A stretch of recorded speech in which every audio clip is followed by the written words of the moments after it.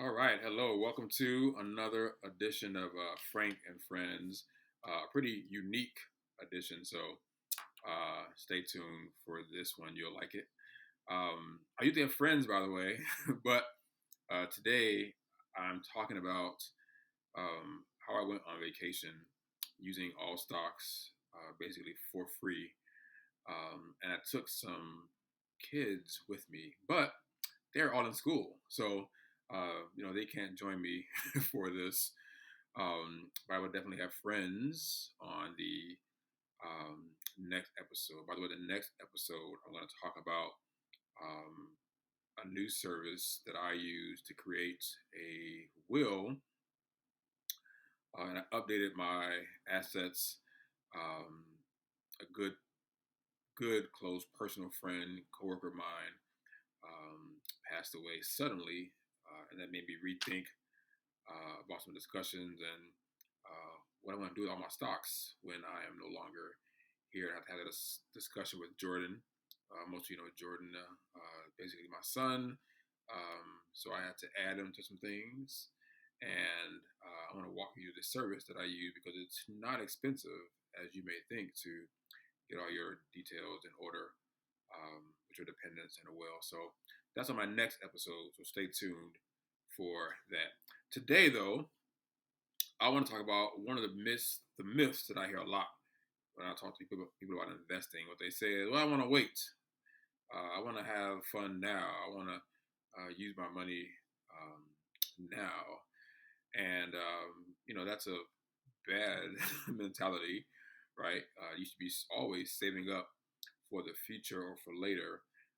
But in addition to dividends that you do get now, monthly, every 3 months, how you play it, you're also able to live off of your assets.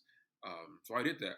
I took a impromptu trip, vacation to Las Vegas. Why Las Vegas? Um, so one of my cousins, Centrell, who I am teaching about money, um, I asked him a while back, where he wanted to go. First, he wanted to go to Universal Studios. Then he wanted to go some other place, and he couldn't make up his mind. So the summer was ending. I'm like, you got to pick something. We got to go somewhere. And he decided to go to Vegas, and had about maybe a 3 week buffer between when he decided on Vegas and when it was time to go to Vegas.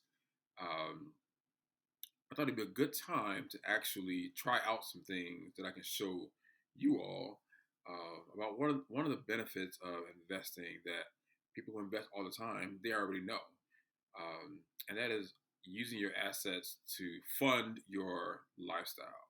So I went to Vegas with me and my cousin Centrell, um, and also my other cousin Kamora came with us as well.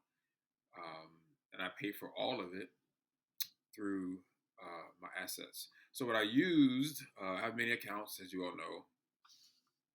I decided I wanted to try something out, and that is using the Robinhood cash management feature that allows you to get a debit card. I had never used it before this.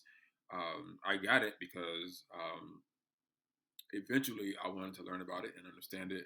So I already had it, but I had never used it. So I decided to use it.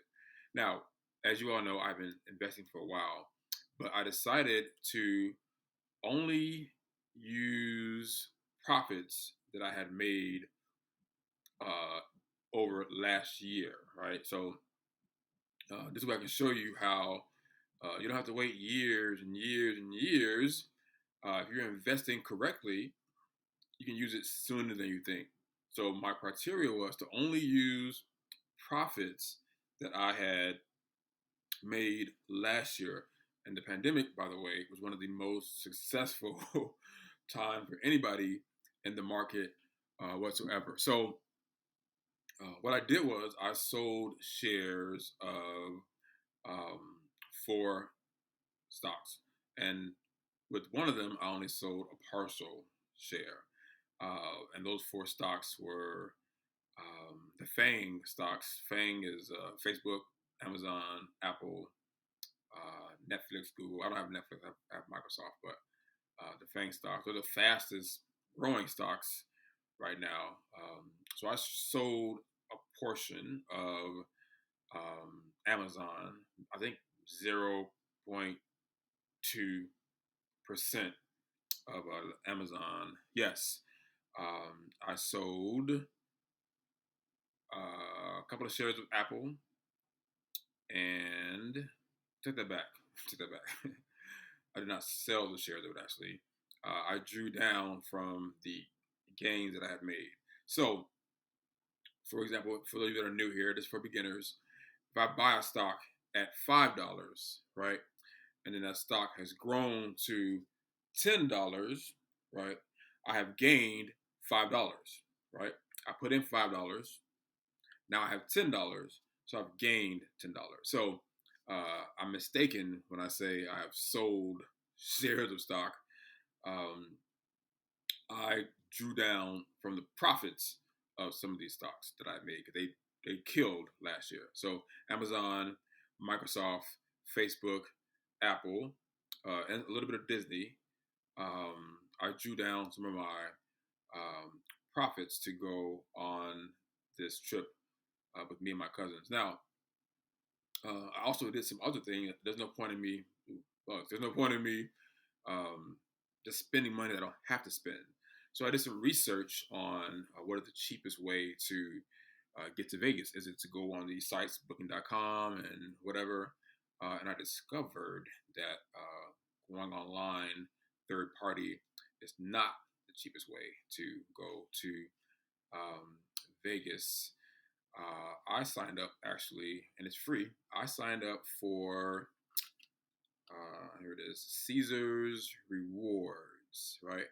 And I'm gonna put a link down in the description. If you are gonna go to Vegas at some point in your life, especially if you're gonna go multiple times, you want to go and get a Caesar's Reward card, which is free.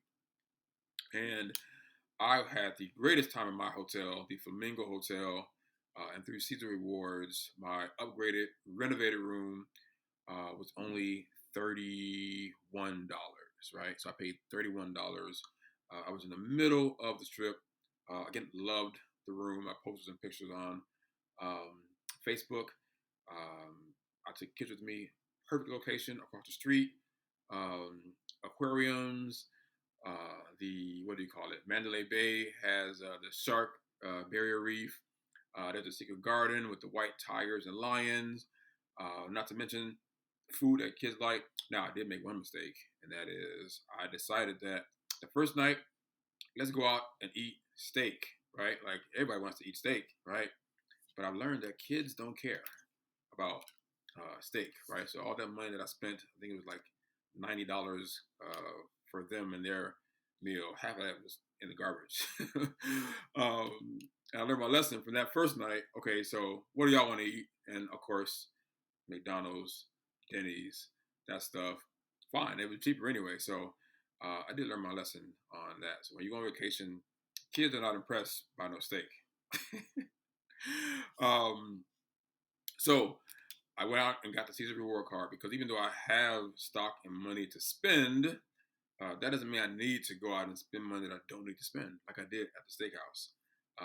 So Caesar Rewards, and not only was I able to get a discount in my hotel, Caesars actually owns what, half of the properties on the strip there, and your Caesar Reward card is valuable at all of those properties, right? So not just Caesar Palace. I didn't stay at Caesar Palace. I stayed at the Flamingo, which I recommend.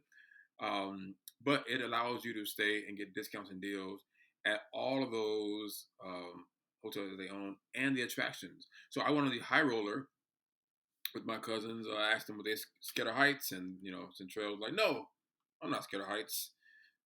He's scared of heights, we found out. But I got on the high roller, which is this huge. It's like a Ferris wheel, sort of, but it's a cube that holds 10 people in it and goes up to the highest level. It's about $35 each, except for with the Caesars reward, it was only $10. So I was saving money throughout the week with this free card that I got, by the way, Caesar reward card, and I could have upgraded my room, but I wasn't even in the room that much, so I didn't do that.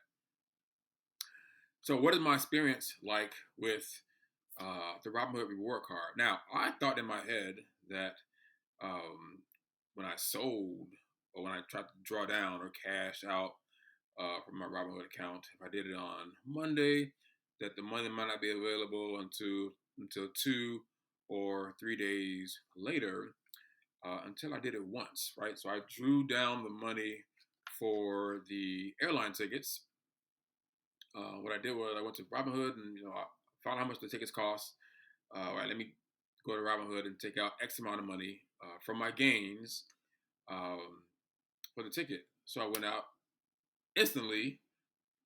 Money was in the card. I was able to go and pay for the airline tickets instantly. Like as soon as I said, "All right, Robinhood, I want to collect this amount of money from you all out of my money," it was there instantly, and I was able to go and use the card because it's linked to Mastercard. I was able to go and use it, pay for my um, airline tickets instantly. And then when I discovered that, I decided that I was not going to go and take out a bunch of money and just carry money around with me in Vegas.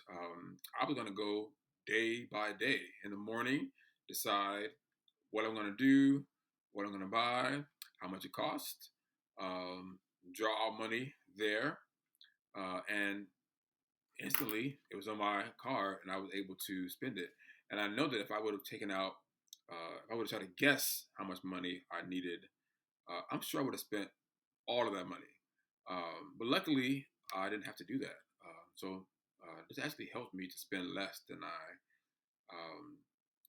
I would have spent. So that was a good lesson for me. Um, Now, I did do some splurging though.